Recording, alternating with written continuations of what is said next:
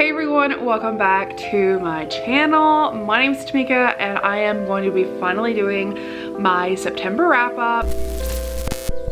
I did not do a mid-month. You all gotta know this whenever I do my monthly reset and you watch that, but we did not read 20 books in the month of September like I said we were going to do. No, we read like 8. I don't know, I don't have an excuse for myself outside of I just didn't do it. Focused on other things and I did not read the amount of books I wanted to read in September. It's fine, everything's fine. This is who I am as a person, this is who I am as a human. So yeah, reading fell to the wayside in the last month. I don't have an excuse, it just happened. So I'm gonna quickly go through the books that I did read in the month of September so that we can move forward into October and have a better reading month, I say, as I've read 2 things and it's the 6th. So in the month of September, I read 2 horror books and 6 romances. This is very unusual because I normally am reading a lot more. This month I just did not read a ton, and I did realize very late into the month that I think part of that was because I was not giving myself enough room for reading horror, and honestly there wasn't enough structure in the month for me to find reading time. So this was a really low reading month, but honestly I feel like it's just what I was working with at the time. It was what I was able to do. Let's hop on in. If you are new here, I normally go with the least read genre to the most read genre, and you all are noticing that I have not read any manga in the last 2 months. I am changing that in October. I will be reading more manga. I have so many that I want to get to. I just have not been prioritizing it. Things have just been happening. It's the way it's been. It feels like fall. I always kind of drop off of manga, but we're gonna change that. So we're starting with horror. I read 2 horror books. The first one I read was an extreme horror, and this was called Porn. Yeah, the title says everything, doesn't it? I gave this 3 stars, but in reality, I do not remember a single thing about what this book was about. I don't remember the premise. I don't even know what happened in it. I don't have a clue. I'm gonna have to go back and look so that I can tell you, but if that either tells you how forgettable this book was, or B, how, weird my reading month was, that I don't even remember what this book was about and I read 8 books, that's telling you something. So this is following a woman who wants to become an actress, and her way to do that is she goes into the porn industry. And because she is in this porn industry, she is looped in with some people who are not good, and they don't have her best interest at heart, and she is trying to take revenge on people who ended up giving her an STD. I'm gonna say it was forgettable because I don't remember really anything about it. It is pretty gruesome, I do remember that, because I mean, when you're talking about someone who is given an STD against their will, having that rape aspect in there, it is pretty gruesome. The kills in here are pretty gruesome, but again, the storyline itself is not very rememberable. It is very forgettable and just okay. This is not one of my favorites I've read from this author. He definitely has some more interesting and more memorable works that you can dive into. This is definitely not one that I would really recommend you just jump headfirst into. I don't think that's what this is. If you're into extreme horror, maybe pick this up, but honestly I think he has better works, and I just don't really feel like this one hit the way that you would think it would, considering the topic. It was just fine. I did give it a 3 when I rated it. I'm gonna keep it at a 3 because at the time it was enjoyable enough for that, but being able to remember it and recommend it, not really. So I also read Horror in the Woods, and this one was kind of disappointing because the premise was fantastic. I did give this one a 3-star. And when I say that it's kind of disappointing, I think in general, my horror reading for the last month was really just disappointing because 1, there was basically no horror reader happening there, and also the books that I were reading were just kind of lackluster and just okay. So in Horror in the Woods, we're following a group of teenagers. We have, or they might not be teenagers, they might be in college, I don't really remember, but we have Ted and Kim and Craig and Ashley, I want to say that's their names. For some reason, I'm remembering the names of the people in this book for some reason. I don't know why, but this is what I describe as Wrong Turn Meets The Hills Have Eyes. We literally have a cannibal family, and we have this group of people going into the woods. They stumble upon a dead body that's not actually dead, and that dead body tries to attack them because, you know, it's not actually a dead body. The person is alive. That man they find ends up trying to attack them, and the story kind of goes from there. It is kind of what you would expect from a story about cannibals. There is a supernatural element in there, a paranormal-esque element, and very, very disgusting. A lot of gore. Expect extreme horror when you're going into this one because we are following a family of cannibals. When I say that you have to go into this knowing this is a family of cannibals, you are going to be getting gruesome details. You are going to literally watch someone, and by watch, I mean you're literally, like, if you were like me and you visualize the books that you're reading, this person is being eaten alive. There's no more gentle way for me to say that. He has his eyes gouged out of his head. He has his stomach ripped open, and people are eating his like organs as they're still attached to him. Like, it is gruesome. You expect the worst going into this because that is what you're going to get. I absolutely loved the gore in this. Now, is this like the best stories ever? No, it's not, but it is very captivating and fun to listen to. That's why it's like going at a 3 for me. Now, actually, I would probably bump it up to like a 3.5 because it is entertaining and I enjoyed listening to it. The reveals were very basic and the supernatural element was kind of weird. But other than that, if you're just wanting like a fun time, I don't think this is a bad one to go to. I think you would actually have a fun time with it. I listened to the audiobook and I honestly didn't regret that. I just wish it would have been like a little more, you know? So romance wise, I didn't have a new favorite book of the month. I will say that. So romance wise, I read The Puppet Master. This was a BDSM book. This one is about a girl who goes to this BDSM club. She is going to apply to be the puppet master's puppet, and she ends up quitting her job because her boss is like super mean to her, does not like value her ideas or value her as a person, so she quits her job. The puppet master ends up taking her on as his puppet. I mean, it's pretty obvious of like that's the premise of the book, so that's what's gonna happen, and things are not exactly as they seem if they have a sexual and a physical relationship. My only real complaint with this one is I wish the actual relationship would have been a little more developed. I feel like this one, they have a very developed like sexual relationship, but like their romantic relationship is just not quite there.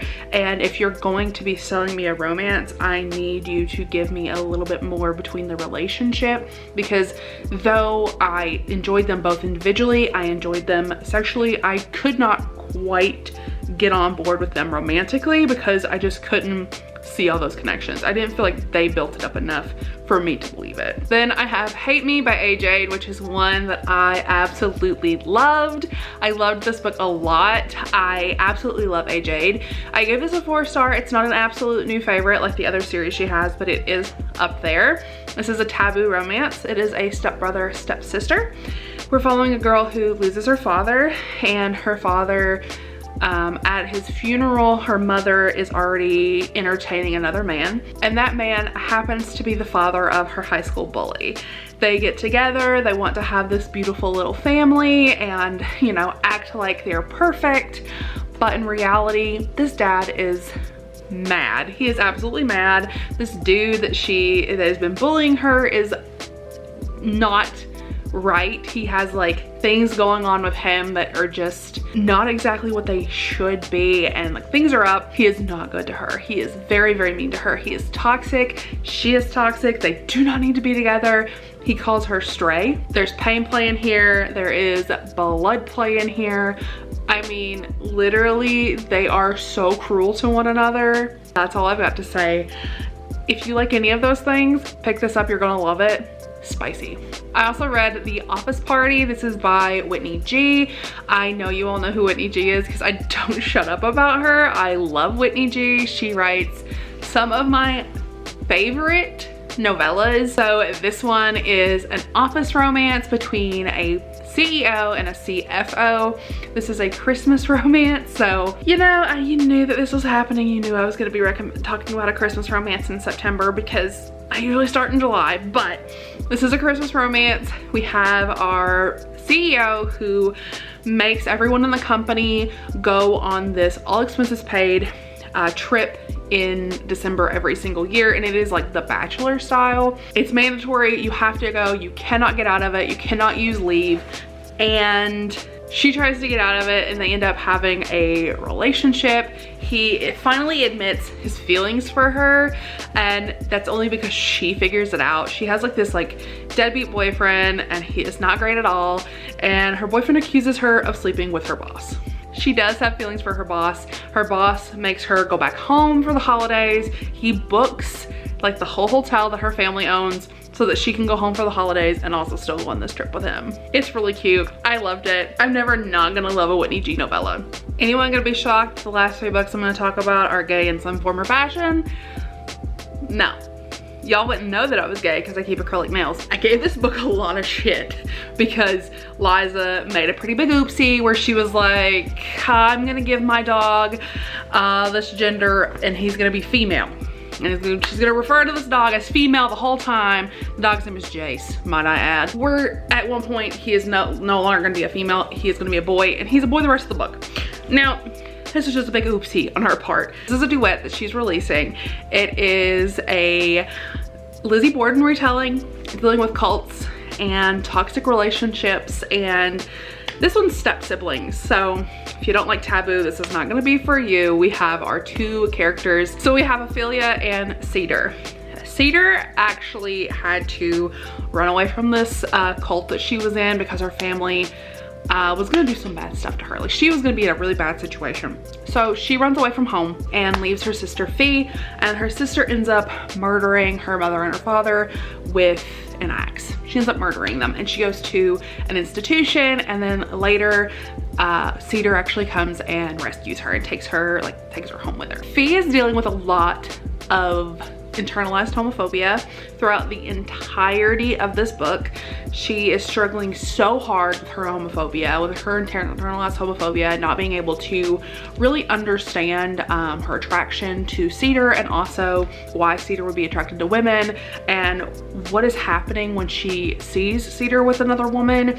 So it is a lot of back and forth for her. This book has a lot of rape and assault in it, so know that going in. There is murder on page, and it is just a lot. So just be warned going in that you are gonna have a lot of triggers with this one. They should not be together. Their relationship is toxic in a lot of ways. Fee is really dealing with 2 sides of her personality, and they are at constant war with one another, which is really tragic for her. But she has a side of her personality who fully accepts who she is, and a side that buries it so far down that she doesn't want to accept that it's there, and that is her part that is like super religious and like internalizes a lot of those feelings she has. I would say that if you're gonna read this, read Vibe first. I think you're gonna like it a little bit more. I think Vibe's a little bit better, but I'm excited for the second book, and I cannot wait to get the happily ever after between these 2, because the twists and turns that we've been getting, oh my god. I also finished Heart of a Killer, which is the second book in the Wings duet. This one is a female male. So we're following the 2 characters from the first book, the serial killer and the one he kidnaps, and they are now in an asylum, and we're bringing in another character whose name is Bree. I can't tell you a ton because, I mean, I would spoil the series, but this one is a romance that does end with happily ever after. We do get a relationship between all 3 of them, and it is them discovering who they are. We do have some talk of DID in here, which the author does have, and she specifically wanted to write a book, her representation in it, so the author does have this disorder. The villain of the story has the disorder, but if you read her author's note, she does go into a lot of detail about that. I'm not going to speak on that because I don't have DID, but reading her author's note was really sweet, and I was really glad I got to be a part of the ARC team and read this early and recommend it to you all, because I love these characters no matter how fucked up they are and how much they should not be together. They're really cute and just honestly precious. And then the last book is Queen Takes Rose by Katie Robert. I finally finished this one. I read this one as an audiobook, and this one is following Mahone, or Mahone. I always get the name wrong. and Aurora, and Sleeping Beauty retelling. I love it. Katie Robert just does this Wicked Villain series so well. I'm so happy that I finally finished the series, and I cannot wait to continue reading all of Katie Roberts' work. I obviously have a long way to go before I complete all of her backlist because she has so many works out there, but her work is some of my favorites. This is the conclusion of the Wicked Villains series. This is not following a cohesive storyline. We are literally just following one set of these characters that are in the underworld. We're following Aurora and Mahone. I keep getting her name wrong. And one is a masculine presenting woman. The other one is a submissive within the underworld, and they make a deal. Malone is the dominant, and she wants to have Aurora for like 2 weeks or something like that. And Aurora plans on killing her because she was involved in her mother's murder. So obviously things do not go as according to plan. There's a lot of sexy time in here, lots of steam. Obviously it's Katie Roberts, so it's done fantastically. I love this series. I do recommend this. This is not my favorite in the series, but it is pretty close because I love these characters. They're just precious. I love them all so much. I want more books from the series, but I'm excited to continue reading in other series that Katie writes. So those are all of the books that I read in September. Honestly, not that many, but enough that I wanted to come and tell you all about them. If you have read any of these books, make sure you let me know down in the comments so we can chat about them. And because I'm still stuck on this dog from the madhouse, leave me a dog emoji down in the comments, or also an axe would work because, you know, Lizzie Borden retelling she killed her parents with an axe. So with that being said, I will see y'all in the next video. Bye everyone.